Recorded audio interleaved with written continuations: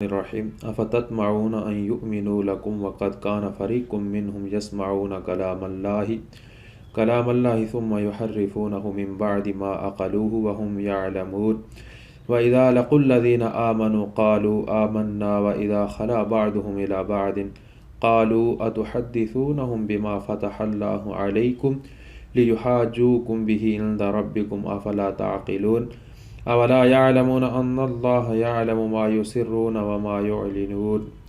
ناصر صاحب اس آیات مبارکہ کا کیا معنی ہے؟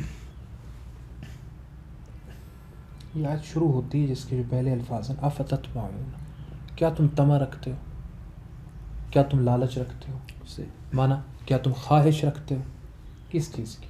ان یؤمنوا لکم، کہ ایمان لائیں تمہاری وجہ سے یا تمہارے لیے ایمان لے آئیں، ٹھیک ہے، یہودی لوگ۔ وقد کان فریق منہم یسمعون کلام اللہ ثم یحرفونہ من بعد ما عقلوہ وہم یعلمون۔ اب یہ جو آیت ہے نا، اس میں مسلمانوں کے ساتھ خطاب کیا گیا، یہود سے رب ذوالجلال مومنین کی طرف لوٹ کے آئے اور فرمایا کہ اے گروہ مسلمان، اے گروہ مسلمین، کیا تم یہ سمجھتے ہو کہ یہ یہود، یا کیا تم یہ چاہتے ہو کہ یہ یہود مسلمان ہو جائیں؟ ٹھیک ہے، اور پھر وہ فرماتا ہے کہ یہ خواہش جو سمجھے کہ عجب ہے، افتطمعون ان یؤمنوا لکم وقد کان فریق، حال یہ ہے کہ ان میں سے ایک فریق ایسا بھی ہے کہ یسمعون کلام اللہ، اللہ کا کلام سنتے ہیں، ثم یحرفونہ، اور پھر اس کو تبدیل کرتے ہیں۔ اچھا ہوتا نا، تبدیلی غلطی سے ہو جاتی ہے، نادانستہ ہو جاتی ہے، دیکھے بھالے بغیر ہو جاتی ہے، نہ سمجھی کی وجہ سے ہو جاتی ہے، تو آگے ظاہر فرماتا رب ذوالجلال کہ ایسا نہیں تھا۔ من بعد ما عقلوہ، بعد اس کے کہ انہوں نے اس کو سمجھ لیا تھا، بعد اس کے کہ انہوں نے وحی کو سمجھ لیا تھا، اس کے باوجود ان لوگوں نے تبدیلیاں کی۔ وہم یعلمون، اور اپنے اس عمل سے وہ خوب خبردار تھے۔ اب ایسی قوم کے بارے میں تم یہ سمجھتے ہو کہ یہ ایمان لے آئیں گے جنہوں نے اپنے نبی کی وحی میں تبدیلیاں کر دیں، تم ان کے بارے میں یہ طمع رکھتے ہو کہ یہ لوگ ایمان لے آئیں؟ اچھا، اور پھر ان کی حالت کو ظاہر کرتا ہے کہ جو تم انہیں بتاتے ہو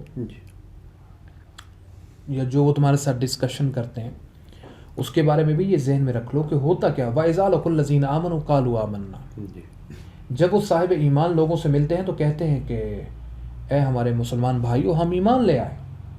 وَإِذَا خَلَا بَعْضُهُمْ إِلَىٰ بَعْضٍ، اور جب وہ آپس میں ایک دوسرے سے ملتے ہیں۔ وَإِذَا خَلَا، اور جب وہ تنہا ہو جاتے ہیں، بَعْضُهُمْ إِلَىٰ بَعْضٍ، ایک دوسرے کے ان کے بعض سے ملتے ہیں، تنہائی سے مراد ہے مسلمانوں سے انہیں تنہائی مل جاتی ہے، تو قالوا اتحدثونہم بما فتح اللہ علیکم، تو ایک دوسرے کو سمجھاتے کہ بھائی جو بطور بنی اسرائیل تورات میں تمہارے رب نے یا موسیٰ کے رب نے جو تمہیں وحی عطا کی ہے، کیا تم وہ مسلمانوں کے ساتھ جا کے ڈسکس کرتے اور مسلمانوں کو بتاتے؟ لِيُحَاجُوكُمْ بِهِ عِنْدَ رَبِّكُمْ، کہ کل محشر میں وہ اپنے رب کے سامنے اسی تمہارے دیے گئے دلائل اور تمہاری دی گئی معلومات کے ذریعے وہ اپنے رب کے سامنے تم سے بحث کریں اور تم پہ حجت قائم کریں۔ افلا تعقلون، تو وہ آپس میں ایک دوسرے کو کہتے ہیں کیا تمہیں عقل نہیں ہے؟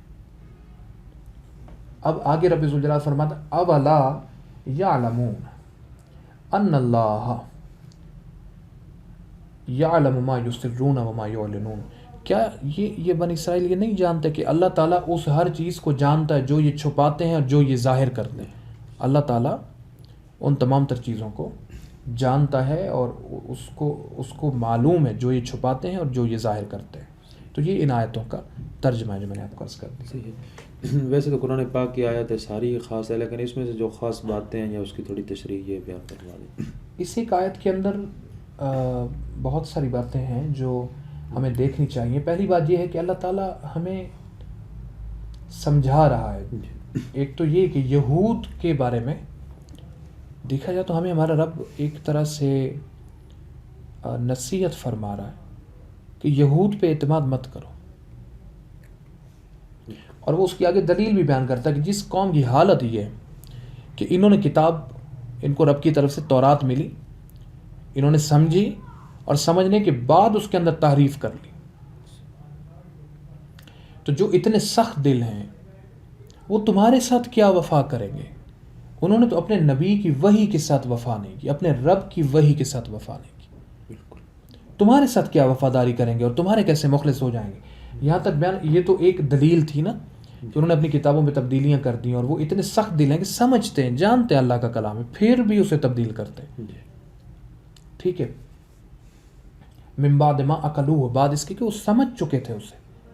وہم یعلمون، اور وہ جانتے تھے کہ یہ اللہ کی وحی. وہم یعلمون، اور وہ جانتے تھے کہ ہم یہ کام کر رہے ہیں اور یہ غلط ہے. صحیح. اس کے باوجود جو قوم یہ کام کر رہی، جو اتنے سخت دل، اتنے شکی القلب ہیں، تم ان کے بارے میں یہ امید رکھتے ہو کہ یہ سچ مچ ایمان لے آئیں گے؟ اور پھر آگے ان کی حالت کو بھی بیان کرتا ہے کہ یہ تبدیلی کی بات تو تھی پہلے کی، آج کل ان کا کیا وتیر. وَإِذَا لَقُوا الَّذِينَ آمَنُوا، وہ جب تم مومنین سے ملتے ہیں تو کہتے ہیں ہم ایمان لے آئے، اور جب تنہائی میں جاتے ہیں تو ایک دوسرے کے ساتھ ناراضگی کا اظہار کرتے ہیں. اور اگر کسی کے بارے میں پتہ چل جائے کہ اس نے تورات کے کچھ علوم مسلمانوں کو بیان کیے تو اس کو سمجھانے کی کوشش کرتے ہیں کہ تورات کے علوم مسلمانوں کو بیان مت کرو کہ کل یہ محشر میں رب کے سامنے یہی آیتیں پیش کر کے اور ہمارے خلاف جھگڑا کریں. تو یہ ان کا آج کا طرز عمل ہے. ان کی منافقت کو رب ذوالجلال نے ظاہر کر دی. اچھا، اور آگے ارشاد فرماتا ہے، اچھا پھر وہ ایک دوسرے کو کہتے، یعنی یہود آپس میں، یہودی ایک دوسرے کو سمجھانے والے، ان کو جن کو سمجھایا جا رہا ہے، یہ ان کو کہتے ہیں افلا تعقلون، کیا تمہیں عقل نہیں ہے کہ تم اپنی وحی ان کو جا کے بتا رہے ہو؟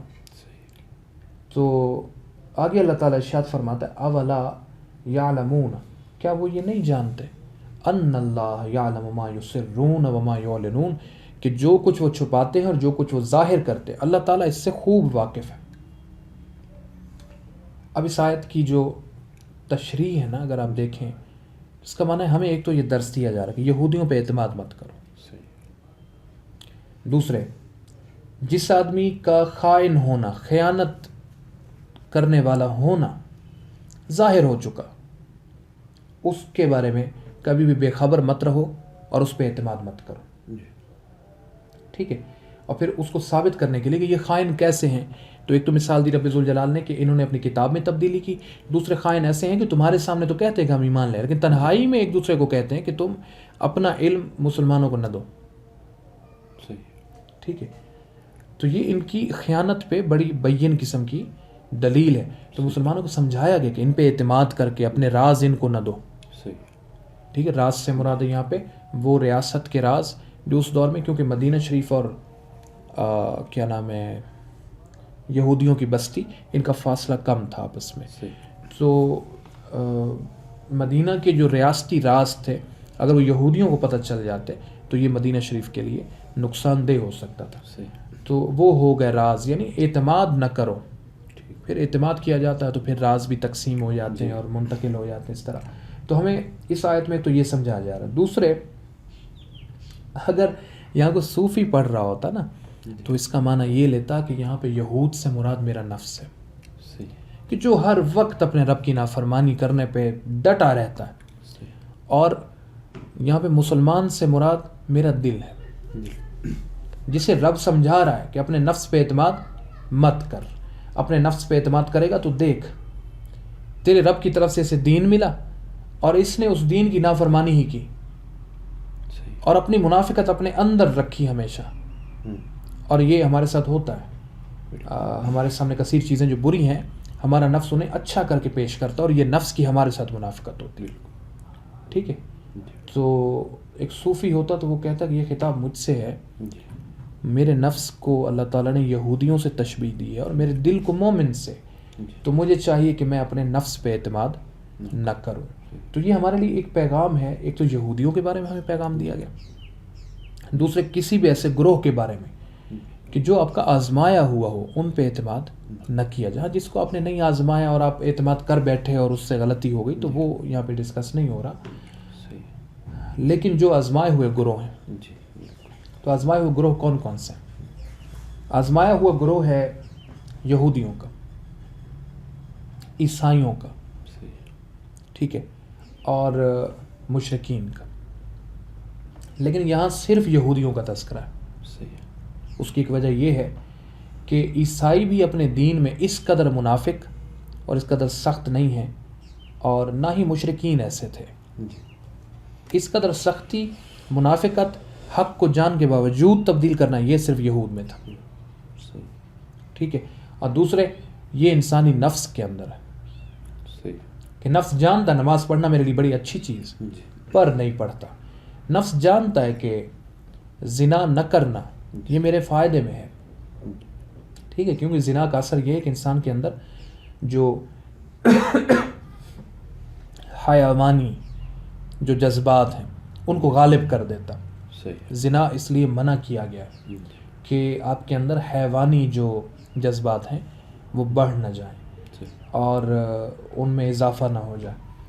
تو نفس اس کو جانتا ہے کہ حیوانی جو جذبات ہیں ان کا دل میں بڑھ جانا بہت برا ہے، مگر اس کے باوجود نفس پھر بھی زنا کی طرف ہمارے دل کو مائل کرتا ہے تاکہ جسم کے اندر یہ آرڈر جاری ہو جائے اور جسم بھی چل پڑے اس کام کی طرف۔